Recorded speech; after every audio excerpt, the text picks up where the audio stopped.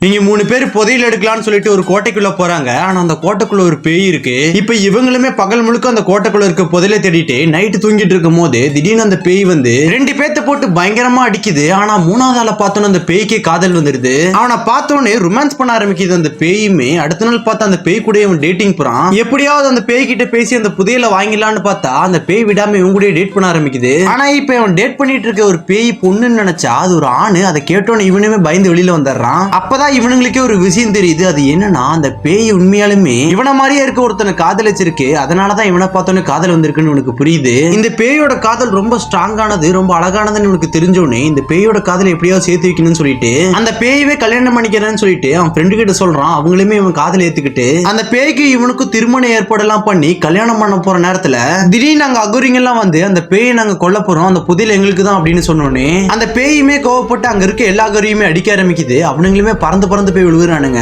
கடைசியா அந்த பேயுமே ஒரு அகரியை கொல்ல போகும்போது இவன் அந்த பேய்க்கு தாலி கட்டிட்டு அந்த பேயோட கடைசி ஆசையை நிறைவேற்றி விட்டுறான். என்னதான் பேயின்னு தெரிஞ்சு அதோட ஃபீலிங்ஸை புரிஞ்சுக்கிட்டு அதோட கடைசி ஆசையை நிறைவேற்றின இவனோட மனசு பிடிச்சிருந்தா கமெண்ட்ல ரெட் கலர் ஆட்ட போடுங்க.